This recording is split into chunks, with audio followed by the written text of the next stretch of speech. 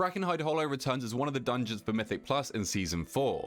The dungeon will start with a 35-minute timer, so as long as you complete the dungeon within that window, you will upgrade your key. As you start the Brackenhide Hollow dungeon, you'll need to free 5 Tuskar that are located in meat storage cages around the Lost Kanniak area. This will allow you to engage with the first boss. You can choose which cages you want to open depending on your route, as they are surrounded by a variety of angry gnolls. Claw fighters will fixate random players with Vicious Claw Mangle for 5 seconds. Stop this channel with hard CC like stuns, or kite the gnoll during this ability with any CC you have. Bone Crushers will be a problem for your tank with their Bloody Bite ability. This bite leaves a stacking bleed effect on their target until they are healed above 90% health. Occasionally, this mob will also cast Crushing Smash, dealing moderate damage and slowing the tank's movement speed by 30% for 12 seconds. You'll find Vicious Hyenas that will reduce your tank's healing intake for 12 seconds with their infected bite. This can also be a problem for tanks in conjunction with the other tank busters here, so prepare accordingly. Bone Bolt Hunters should be one of your highest priority kill targets here, as they will randomly shoot people for high unavoidable damage but also use Bone Bolt. This deals high initial damage to a random player and leaves a heavy bleed on the player for 6 seconds. And while players are affected by this dot, they take 50% increased upfront damage from further Bone Bolts. These gnolls also launch toxic traps that will deal upfront nature damage and leave a toxic pool if triggered, so avoid these at all costs. Decay Speakers should be prioritized too. They have 2 abilities you must kick. They deal high single target damage with Decay Surge, but most notably cast Withering Burst, applying a Withering debuff to all players within the 4-yard impact. This deals damage every 2 seconds and reduces your movement speed, and this effect can stack. Trickclaw Mystics are stationary mobs that will spam cast Earth Bolt, which you'll want to interrupt. And finally, in this area, we have another very important mob, the Bracken War Scourge. They buff their nearby allies, increasing all of their damage done by 15%, but also reduce their cooldowns by 25%, so you won't want to do big pulls with these guys present. You must interrupt their hideous cackle cast at all costs, otherwise your whole party will be feared. You'll also want to dodge their Rage Storm ability, but do note that this can be soothed off. After killing off these mobs and freeing the 5 different Tuskar, you will gain access to the first boss, Hackclaw's Warband. During the encounter, the bosses will have a Prey on the Weak aura that empowers the bosses with 5% haste for every 10% health missing on each player. Healers, you'll want to ideally keep your whole party above 90% health as much as you can to avoid this stacking. Outside of this aura, each of these gnolls have unique health and abilities that you'll need to deal with, so let's go over them. Hackclaw will cast Bladestorm, which you'll need to dodge at all costs, which is easy because she's slowed. Her auto attacks will cleave all players in front of her, so face the boss away and DPS stand behind. During the fight, Rira will charge random members of your party with her Savage Charge. During her lineup, tanks will want to position themselves between Hackclaw and the player being charged, so that the tank soaks a big hit of damage. This can definitely be fatal if a squishy DPS takes this charge to the face. Gashtooth will occasionally cast Gash Frenzy, teleporting him behind every player and applying a bleed for 15 seconds. Use a defensive prior to this, but it can be removed if players are healed above 90%, which you'll want to take care of anyway to avoid the bosses gaining their aura. He will also cast Marked for Butchery. The player targeted by this mechanic will want to use a defensive and get spot healed by the healer. Your team should aim to dispel his Decayed Senses debuff ASAP, otherwise the tank will become blinded and take 150% increased physical damage for 15 seconds, making them very prone to one-shots. Trick Totem will spawn a Hex Trick Totem that you will want to kill immediately to stop your healer from being incapacitated for 15 seconds while it channels. Outside of this, your main priority kick will be on Earth Bolt. After kicking this, any spare interrupt should be used on Greater Healing Rapids, but this can be dispelled if successful. You'll want to be aware of Trick Totem's Blood Frenzy mechanic too. If any of the gnolls drop below 15% health, they will all automatically gain a 30% haste and damage buff, so you'll want to cleave them down as evenly as possible to prevent increasing the difficulty of the fight in the later stages. After defeating the Warband, we'll head right up to Treemouth. You can continue forward to Gutshot, but the trash is harder and we'll cover that later. On the way to Treemouth, you'll face lots of new mobs, so here's what you'll need to know. Slimes are present in every pack, and you'll want to be careful once you kill them as they burst, leaving behind a toxic pool. Brackenhide Shapers will infuse Corruption, which must be kicked as this applies withering stacks to the player. Decayed Elders will summon lashes that you'll need to cleave down. They also cast Decaying Roots, which should be kicked or dispelled as it deals high damage and reduces haste by 10%. Fetid Rotslingers are one of the harder mobs you'll engage here. They once again buff their allies with pack tactics, and you'll want to interrupt the burst of decay that they cast at a target, dealing nature damage to anyone within 5 yards. Rot Singers will also summon totems that you need to immediately swap to so you can prevent your party stacking up with withering debuffs. And finally, in this area you'll meet some wilted oaks. They have an Essence of Decay aura which summons even more lashes every 12 seconds, and the oaks will also cast Necrotic Breath, which is a frontal you'll need to dodge, as well as their stomp on the ground around them. Now that we've cleared this trash, we can engage with Treemouth.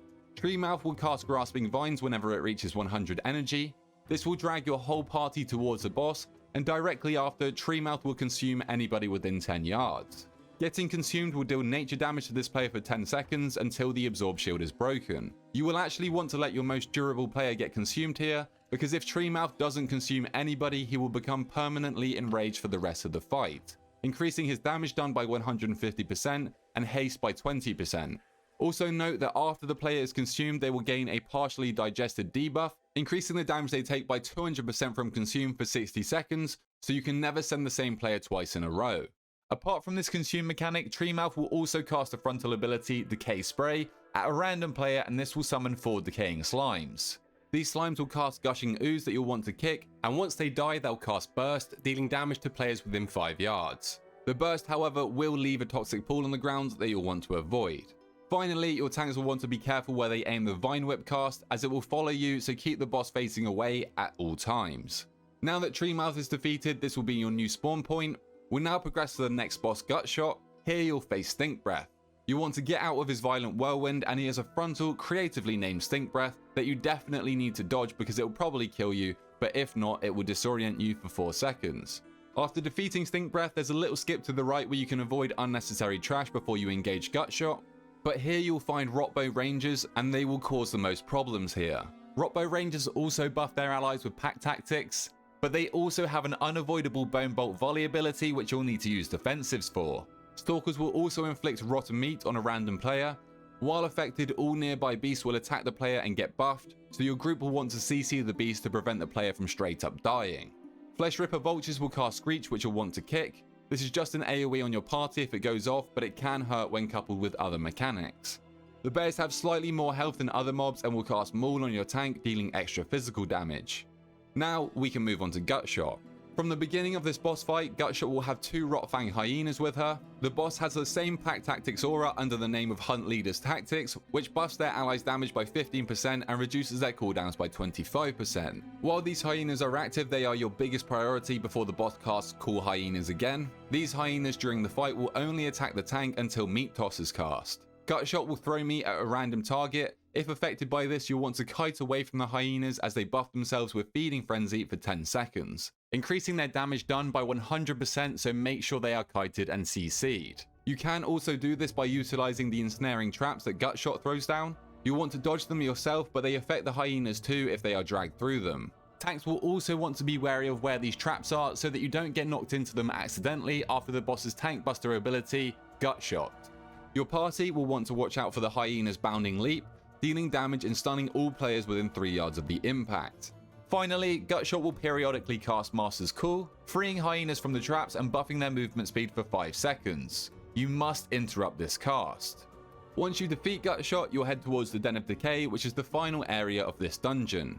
You'll want to interrupt the Filth Caller's Decay Surge cast and be wary of the rotting surge patches on the ground.